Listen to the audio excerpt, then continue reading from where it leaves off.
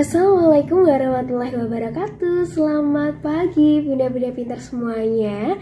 Semoga bunda dan juga Bu Hati selalu sehat ya.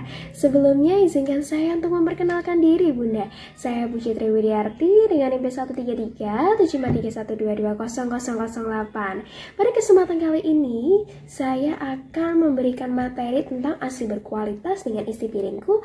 Makan sehat, ASI melimpah, bayi sehat.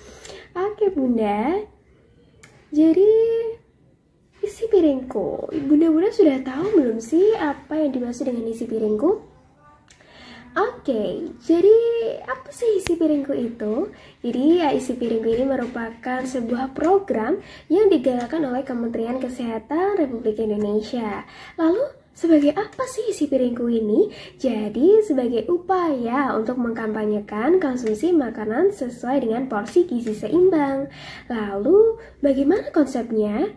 Nah, konsep dari isi piringku sendiri ini bertujuan untuk mendorong masyarakat mengkonsumsi makanan gizi seimbang yang disederhanakan, yang kemudian digambar secara visual agar mudah dipahami. Jadi seperti yang terlihat dalam PPT ini, bahwasanya ada sebuah foto atau sebuah gambar piring yang mana berisikan pembagian antara makanan pokok, lauk pauk, buah-buahan dan juga sayuran. Lalu bagaimana sih porsi dan juga jenis makanan dalam isi piringku ini? Nah, untuk porsi dan jenis makanan yang ada dalam isi piringku disesuaikan dengan usia dan juga beban aktivitasnya. Oke, next slide. Ya, ini untuk pembagian komposisi makanan menurut isi piringku. Seperti kita ketahui bunda, bahwasanya di PPT ini telah ditampilkan gambar isi piringku. Mungkin bunda-bunda ini sudah tidak asing ya dengan gambar piring yang ada dalam isi piringku ini. Jadi seperti kita ketahui, seperti kita lihat bahwasanya piringnya ini terbagi menjadi beberapa bagian. Ada 4 bagian bunda, ada makan pokok, lauk pauk, buah-buahan dan juga sayuran.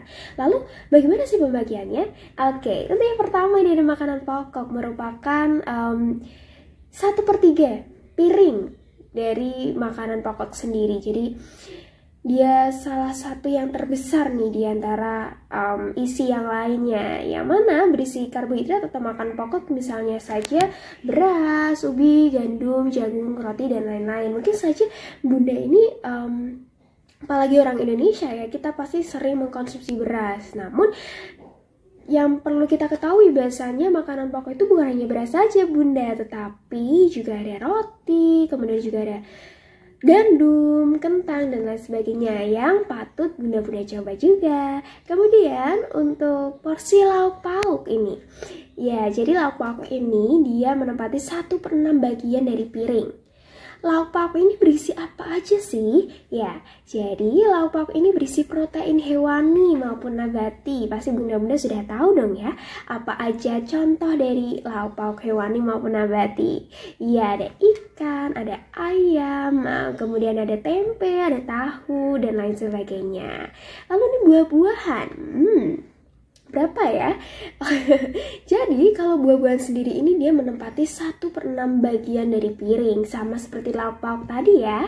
Kemudian untuk ini penting sekali bahwa kita harus mengkonsumsi berbagai jenis dan macam buah-buahan seperti jeruk, buah naga, apel, anggur, dan masih banyak yang lainnya. Dan bagian piringnya terakhirnya apa ya? Iya, ini jadi diisi sayuran. Jadi sayur ini menempati 1/3 bagian dari piring. Nah, berbagai jenis sayuran yang dapat kita konsumsi itu banyak banget ya bunda. Ada dari wortel, kemudian bayam, sawi, kacang panjang, daun katuk, dan lain sebagainya. Oke, langsung aja kita next slide. Lalu apa sih? Kenapa sih harus isi piringku? Apa sih perannya terhadap produksi ASI?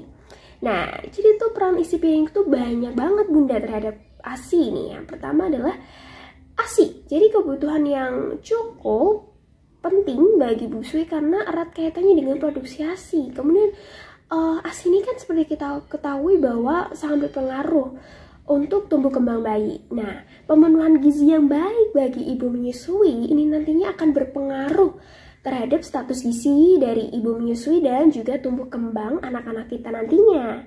Nah, untuk zat gizinya sendiri nih, Seperti yang kita tahu ya Bunda, bahwasanya gizi seimbang itu mengandung 3 zat utama, yakni ada zat tenaga, zat pembangun, dan juga zat pengatur. Lalu, peran isi piringku yang lain ini adalah menggantikan komponen penting dalam ASI. Nah, komponen dalam ASI diambil dari tubuh sehingga harus digantikan oleh makanan yang cukup. Nah, isi piringku ini adalah pilihan yang cocok dan pilihan yang paling tepat untuk menggantikan komponen penting dalam ASI tersebut. Dan untuk peran yang terakhir sendiri ini adalah memenuhi kebutuhan ibu dan juga bayi. Seperti yang kita ketahui bahwasanya gizi seimbang pada busui ini harus memenuhi kebutuhan baik itu untuk dirinya sendiri, diri bunda sendiri, maupun untuk perkembangan bayi-bayi bunda sendiri gitu. Lalu untuk next slide kita akan membahas tentang manfaat ASI eksklusif nih untuk bayi. Yang pertama adalah ASI sebagai nutrisi. Nah, seperti yang bunda-bunda ketahui ya, bahwasanya ASI merupakan sumber gizi yang sangat ideal dengan komposisi yang seimbang karena disesuaikan dengan kebutuhan bayi pada masa pertumbuhan. ASI sendiri ini adalah makanan yang paling sempurna baik dari kualitasnya dan juga kuantitasnya.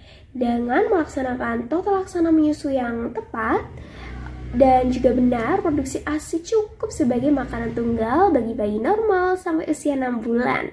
Nah, setelah usia 6 bulan, bayi harus diberi makanan padat tambahan atau biasa kita sebut dengan MPASI.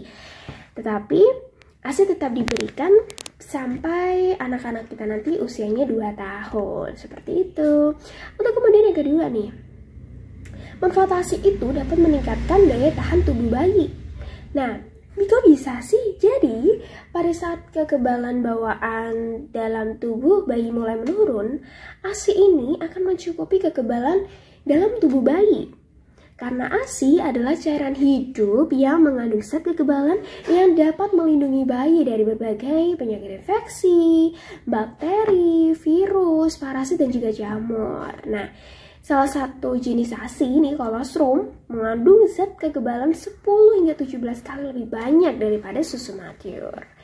Nah, kemudian nih, manfaat ASI selanjutnya adalah meningkatkan jalinan kasih sayang antara ibu dan juga bayi. Nah, bayi yang sering berada dalam dekapan ibunya karena menyusui akan merasakan kasih sayang dari ibunya. Dan bayi juga akan merasa lebih aman dan juga tentram. Terutama karena masih mendengar detak jantung ibunya yang telah ia kenal sejak dalam kandungan ibunda. Perasaan terlindung dan disayangi inilah yang menjadi dasar perkembangan emosi bayi dan membentuk kepribadian, percaya diri, dan dasar spiritual yang baik bagi anak kita nantinya. Dan manfaat ASI eksklusif untuk bayi yang terakhir adalah mengupayakan pertumbuhan yang baik. Nah, ASI bayi maksud saya yang mendapat yang mempunyai kenaikan berat badan yang baik setelah lahir, pertumbuhan setelah periode parental yang baik, mengurangi kemungkinan obesitas nih ibu-ibu. Jadi ibu-ibu yang diberikan penyuluhan tentang ASI dan laktasi seperti ini nih ibu ya, turunnya berat badan bayi tidak sebanyak ibu-ibu yang diberi penyuluhan seperti itu. Jadi hal ini juga sangat bermanfaat bagi bayi-bayi kita seperti itu. Baik bunda, untuk slide selanjutnya ini kita masuk ke materi tentang manfaat menyusui bagi ibu. Waduh, ini banyak banget loh manfaatnya menyusui buat ibu. Yang pertama ini adalah mencegah atau mengurangi kejadian kanker payudara. Nah, jadi selain membuat kondisi kesehatan dan mental ibu menjadi lebih stabil, yang perlu kita ketahui bunda bahwasanya ASI eksklusif juga bisa meminimalkan timbulnya resiko kanker payudara. Mengapa? Sebab salah satu pemicu penyakit kanker payudara pada ibu menyusui ialah kurangnya pemberian ASI eksklusif untuk bayi mereka sendiri. Ya, ini jadi bisa menjadi bahan yang sangat baik ya, menjadi manfaat yang baik ini buat ibu-ibu menyusui semuanya. Kemudian yang kedua nih, manfaat yang kedua adalah mempercepat kembali ke berat badan semula. Aduh, ini pasti yang sangat diidam-idamkan oleh bunda-bunda semuanya ya, kembali ke berat badan semula. Nah,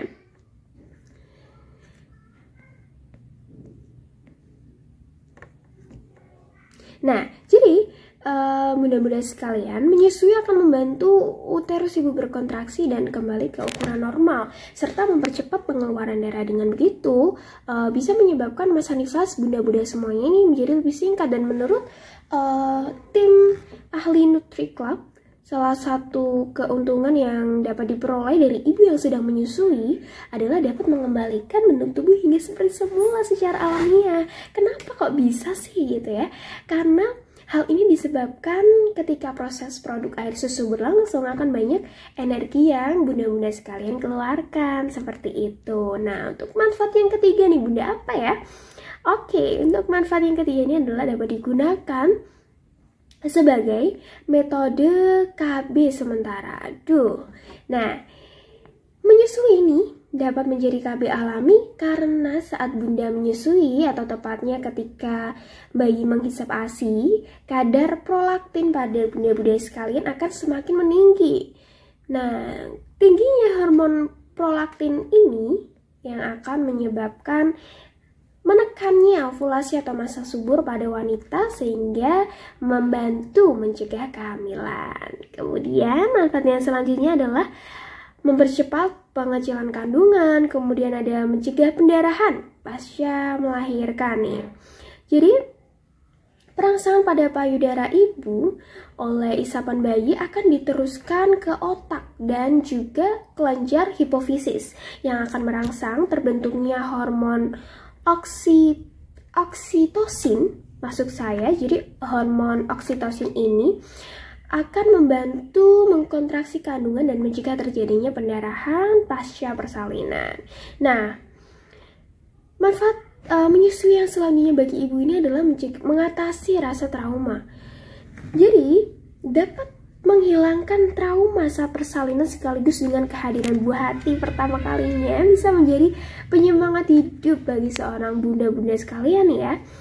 Pasca melahirkan biasanya bunda rentan mengalami baby blues ataupun baby blues syndrome, yang terlebih lagi hal tersebut biasanya terjadi pada sang ibu yang belum biasa bahkan tidak bersedia memberikan ASI eksklusifnya untuk bayi mereka. Namun dengan menyusui nih bunda, secara perlahan rasa trauma pun akan hilang sendirinya dan ibu pun akan mulai terbiasa untuk menyusui ibunya.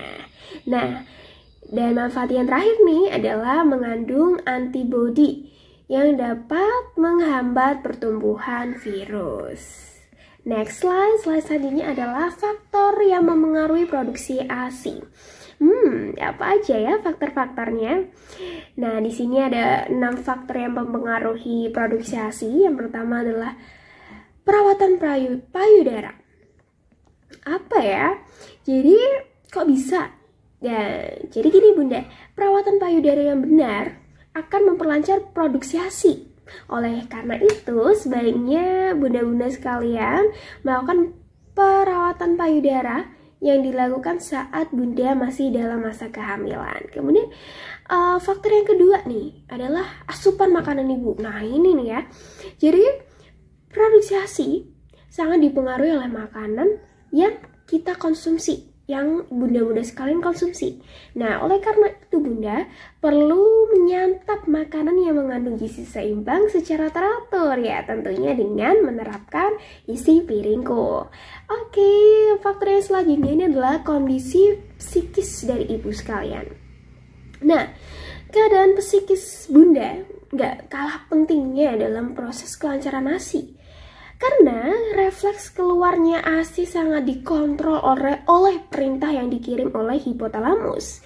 Bila bunda-bunda sekalian dalam keadaan stres, kemudian cemas, khawatir, kemudian tegang, maupun sebagainya, ASI ini tidak akan turun dari alveoli menuju puting. Dan umumnya hal ini terjadi pada hari-hari pertama menyusui. Lalu untuk refleks pengaliran susu dapat berfungsi baik bila bunda merasa tenang dan juga rileks serta tidak kelelahan. Oleh karena itu, peran keluarga terutama suami sangat penting menjaga kondisi psikis bunda-bunda sekalian agar tetap tenang dan juga nyaman.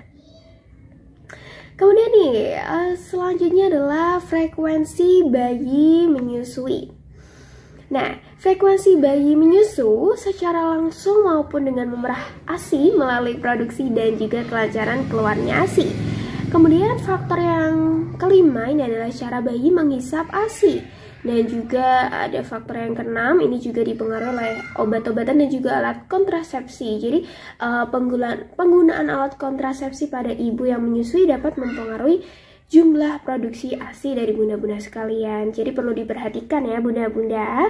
Oke, next slide. Ini adalah zat-zat yang diperlukan oleh ibu menyusui. Ada karbohidrat, protein nabati, protein hewani, lemak, dan juga vitamin dan mineral. Dan setelah ini saya akan menjelaskan tentang zat-zat gizi ini, kenapa sih diperlukan oleh ibu menyusui, seperti itu. Nah, yang pertama adalah karbohidrat. Kenapa sih karbohidrat ini penting gitu? Karena pada dasarnya karbohidrat ini sangat penting bagi ibu menyusui, karena karbohidrat berfungsi sebagai sumber energi. Energi yang dibutuhkan ketika menyusui itu lebih besar loh bunda daripada yang kita nggak menyusui, seperti itu. Dan contoh dari karbohidrat ini sangat banyak ya. Tentunya ada beras, kemudian ada kentang, ada ubi, dan masih banyak lainnya. Kemudian nih ada protein. Protein bagi ibu menyusui itu juga penting untuk memenuhi kebutuhan protein sehari-hari. Nah, protein ini diperlukan untuk bayi. Diperlukan oleh bayi untuk membentuk jaringan saraf dan otak. Dan menurut penelitian nih bunda, asupan protein yang cukup dari ASI berperan penting dalam pertumbuhan otak bayi, sehingga akan mendukung kecerdasan dari anak-anak bunda nantinya, seperti itu. Dan protein ini juga dibagi menjadi dua nih bunda, ada protein hewani dan juga protein nabati. Untuk contoh-contohnya sendiri ini ada protein hewani seperti ayam, ikan, dan lain sebagainya. Kemudian untuk nabati sendiri ada tempe, tahu, dan lain juga sebagainya ya. Nah, untuk lemak sehat gitu ya. Saat menyusui dianjurkan ibu bunda-bunda sekalian ini untuk menghindari lemak jahat seperti lemak jenuh ataupun lemak trans. Nah, kenapa sih? Karena lemak tersebut yang terdapat seperti pada mentega, minyak, kelapa sawit, krim, serta daging dan susu ini dapat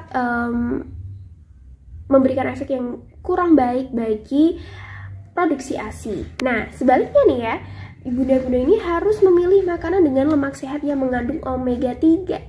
Lemak sehat bisa didapatkan, contohnya adalah dengan kita mengkonsumsi ikan laut, kemudian alpukat, kacang-kacangan, biji-bijian, serta minyak zaitun.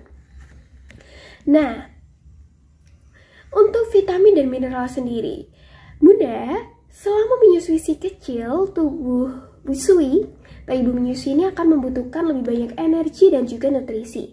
Dengan mengkonsumsi vitamin, bunda merupakan salah satu cara untuk membantu memenuhi kebutuhan nutrisi ibu menyusui agar ASI yang dihasilkan lebih berkualitas. Nah, kebutuhan nutrisi harian ini tentunya dapat dipenuhi dengan mengkonsumsi makanan bergizi seimbang dengan menerapkan isi piringku. Nah, untuk makanan sehat yang bergizi umumnya ini mengandung beragam nutrisi termasuk vitamin dan mineral yang diperlukan oleh ibu menyusui.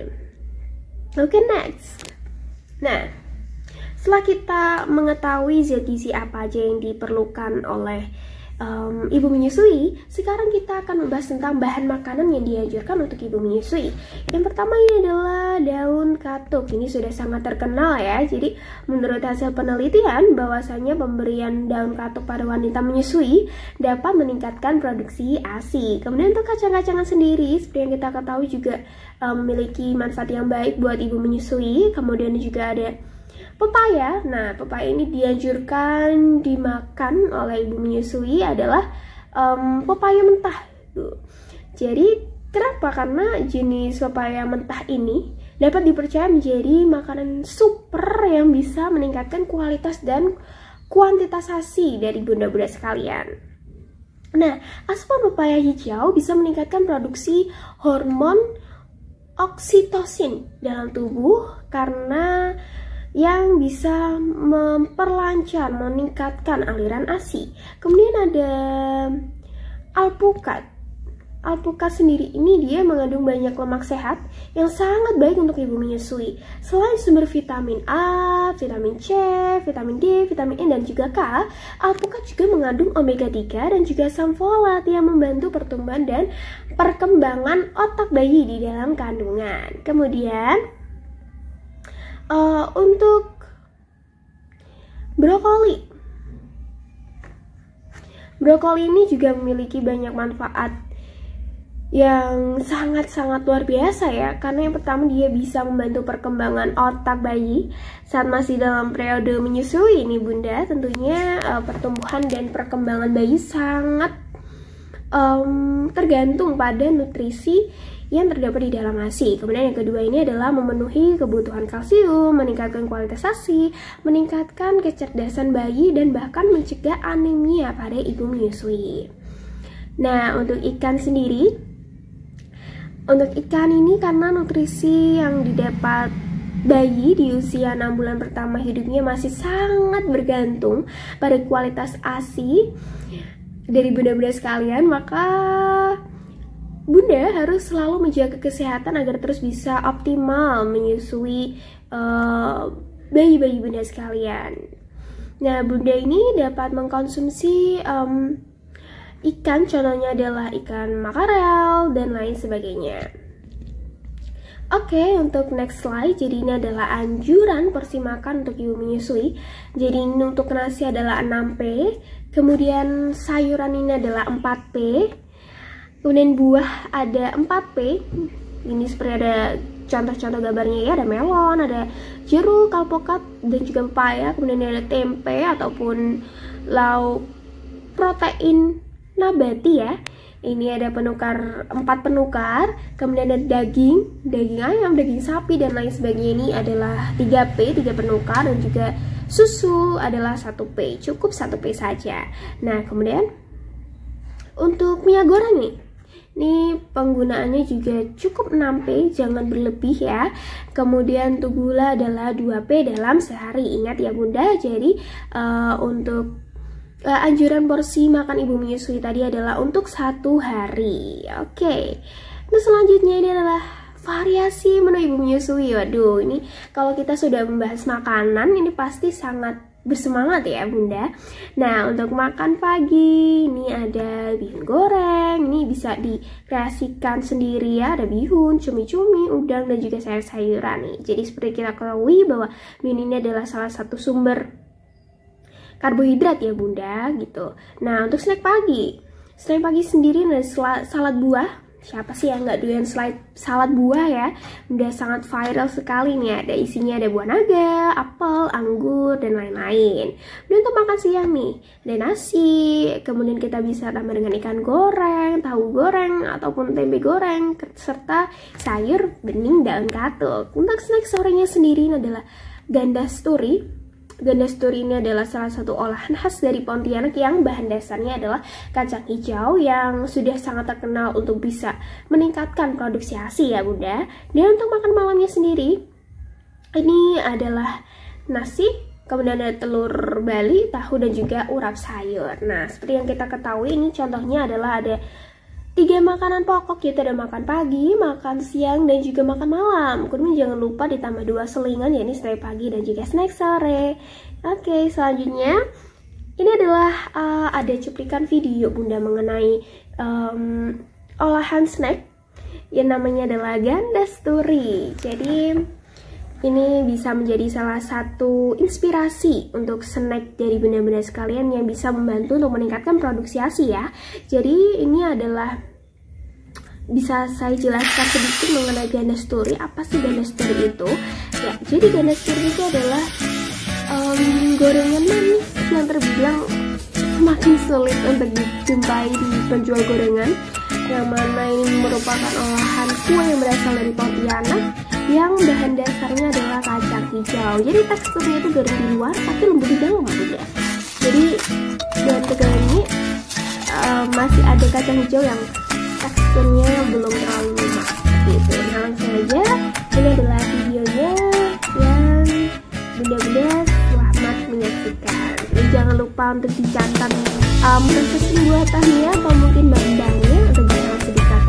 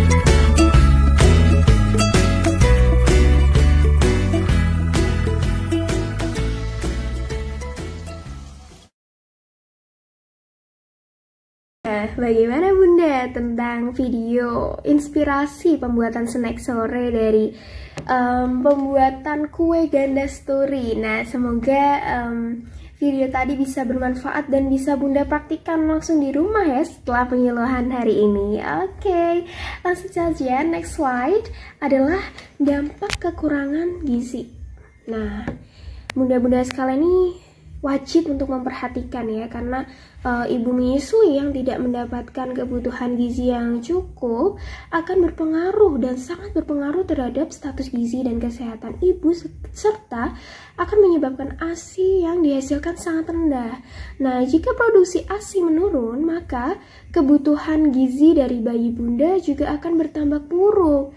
Nah, kebutuhan gizi untuk bayi yang tidak terpenuhi secara cukup, hal ini nantinya akan menyebabkan bayi menderita malnutrisi, bahkan dalam dampak terburuknya anak tersebut dapat menderita stunting. Next slide, ini adalah pesan gizi seimbang untuk ibu menyusui. Apa aja sih? Oke.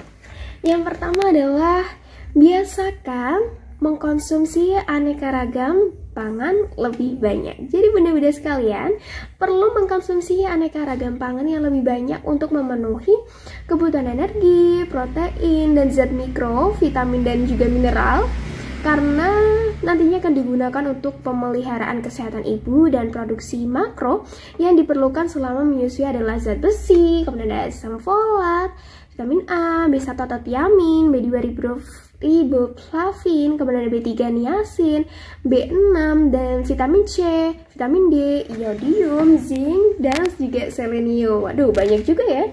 Bisa adalah zat gizi yang harus dipenuhi oleh ibu semuanya.